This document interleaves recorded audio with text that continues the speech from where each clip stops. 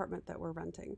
So today, guys, we're going to move into, we just got done talking about particles and how we are all made of the exact same stuff. Like no matter what kinds of worth or the value judgments we put on things, we are all made of the exact same things, right?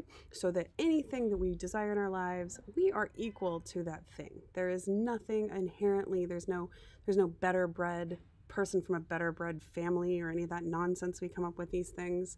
There's not anything that is inherently better or worse than us. There's nothing inherently inside anybody or anything that makes that better than anything else, right? It's all made of the exact same building blocks. It's just the value we put on it. So today we're going to talk about, we're moving into principle 2 in the flow method, which is you can change anything you desire in your life. Now, I know that sounds crazy. And there's a lot of reasons why that sounds crazy. And I even thought it was crazy too before I really started digging into the science behind this. So I kind of start off that area, and I'd love to give this example now because I think it's really powerful. I can remember as a child watching magic shows. And right now I'm actually watching a magic show, a really fantastic one, as a matter of fact, on Netflix called Magic for Humans. Highly recommend it. Really good. He does a lot of very interesting things that kind of showcase the way that our minds really work and social issues. Anyways, it's really good. But when you watch those, and I can remember being a kid, and I actually got called up on stage at like a school magic show, and I had to like fold up this tissue paper, and then there's a truck going by, fold up this tissue paper, and then give the guy the tissue paper, and then somehow bada bing, bada boom, he turned it into this beautiful like tissue paper flowers, right?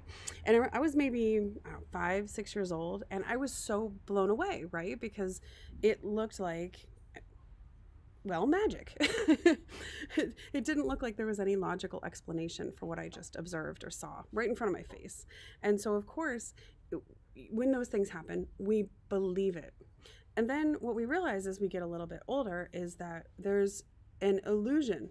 There's a trick behind the illusion, I should say. And that if we learn the trick, we can do those magic tricks ourselves, right? When we understand what that illusion is and how to create that illusion, we can do it ourselves. So what we're going to be talking about today is not so different. We've been taught to believe that so much of our life is unchangeable, that so much of our life is made of all these solid things, right? Solid bodies, solid tables, solid whatever, solid houses, etc. And I'm not saying it's not. It is solid. But here's what's really, really interesting. So we've been taught that because they are solid, these things are so solid that they are immovable, they are unchangeable in a lot of ways. But there's a trick behind the illusion. That's actually the illusion. What it really is that, as we talked about last time, as I said, we are all made of particles. I think I have Nutella on my, I think I have something on my arm. I must have cut myself a little bit. Okay, speaking of solid, turning to liquid. We are made up, as I say, of all those particles. But here's the thing. Particles aren't just particles. They're also little bits of energy. Okay, and energy is movable. It is changeable. It is something that you can do something about. It isn't something like a solid wall. And I'll tell you a little bit, like this is just a funny story from when I was a kid. I was actually one of those, a girl who was very much a tomboy in a dress. So I used to, climb things. I would pretty much anything I could climb or check out or do, I would. Okay. And so for me, like a day wasn't really complete unless, and I don't know if any of you guys were like that at all, like kind of more, I was always loved sundresses. I've always been really feminine, but I also really liked doing all these like climbing things. And I even skateboarded one time in high heels. I bet a bunch of teenage boys that I could, and I did, and I won a lot of money because they didn't think I could. Anyways, that being the case, because of that, I was always doing a lot of like crazy things. And there was one day we lived, actually we were in Louisville, Kentucky for a while. That doesn't really matter. But we lived there, and I I had this little cute friend of mine and me, and we were jumping on and off this rock, and the rock was like right by this brick wall in my apartment complex where I was when I was little, like maybe 4 or 5. And my little friend was following me doing it. And that day I had not tied my shoelaces, right? And so I somehow jumped up, caught my shoelace, and went head first into the wall, right? Got a pretty good gash. Like right here, I still have actually, where from where the stitches were in, I still have a tiny little scar. And my poor mom was walking up from like getting groceries that day and like dropped the groceries everywhere. I still, like, you know how you have these like core memories that are like stuck? That's one of them. And because of that, needless to say, we've all had things like that happen, right? Where we've run into something solid and we're like, well, you know, it's, it, it is very solid. It doesn't seem very changeable, right? It's a hard wall. It's like this wall behind me. Actually, my daughter, when we got here, started walking down that wall, and she was really tired from being on a red-eye flight and really not sleeping the whole time. So I was like, oh God, let's not repeat this. And my daughter. So because of that, right, these things do seem, we run into walls, fall out of trees, we do these kinds of things, they do seem very unchangeable. But here's the actual deeper reality. Here's the illusion behind the illusion, or the trick behind the illusion. Nothing in life is solid. It may look solid, it may even feel solid, but it's not. It's all energy, and energy can be moved, it can be molded, and it can be changed at will, okay? So every single particle that makes up everything in your body is actually a bunch of energy that for that period of time has just become a solid particle. We'll talk just a little bit later, like actually tomorrow's lesson, about how does it become solid? Like how are we experiencing this as solid when it is energy? So then these solid things, any particle then can be changed, it can be broken down, and when they then release that energy, and then that energy goes off and it becomes some other solid thing. Okay, so it's happening all the time. So the example I'd like to give that I think is really helpful for this one, if you think about a fire, you start off with logs, obviously solid, right? You light them up, they get hot. What starts to happen? You start to get smoke. The logs start to break down, right? Maybe you make some s'mores, you're enjoying your campfire, and then finally the fire burns out completely and it's just a pile of ashes. So the question is, what happened to the logs? What happened because they were solid just a little bit ago? You lit them on fire, right? Where did all the solid matter go? So if you've ever taken a physics class, you're going to know that the log's mass didn't just disappear. As the logs burned, they converted some of their mass to energy, right? It's the same energy that you toast your marshmallows and keeps you warm. That's energy. All it was the mass converted to energy. So solid matter is changeable, okay? It can be changed to energy, which means all the solid things, all the circumstances in our life just might be changeable after all. And interestingly, this discovery that I'm talking about now is the discovery that's inherent in Einstein's famous equation, E equals mc squared. The equation literally means energy equals mass, m, times the speed of light squared, c squared. That's all it is. Energy equals mass times the speed of light squared, okay? So that literally means, that energy can't be created nor destroyed. It's just simply converted from one into the other. That's it. So all the energy that's ever going to be created has already been created. It's just waiting around to become the matter that you have in your life.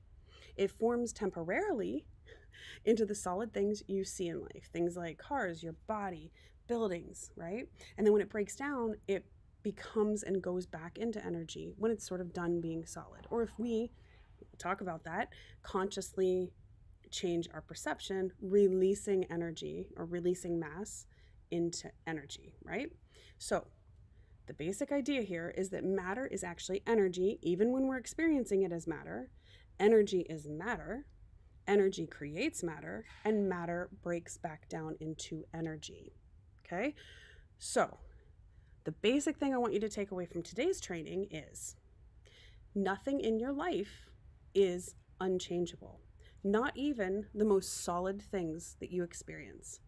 Not even something like a tumor in your body, or a bone spur, or literally anything in your life. I can tell you from the work that I do with my mind body stuff, the body language work that I do, where I translate the message behind people's pain and disease. I can tell you from doing those things, I have seen the result of someone understanding what the body is telling them in something like a bone spur and something like a tumor. And I have experienced people literally having them melt into thin air. I'm not saying that doesn't take work. I'm not saying that that's always instantaneous. Sometimes it takes a good deal of work to release it, but nothing in your body, nothing you experience right now is absolutely permanent, is absolutely so solid that it cannot be changed. So that's what I want you to take away from today.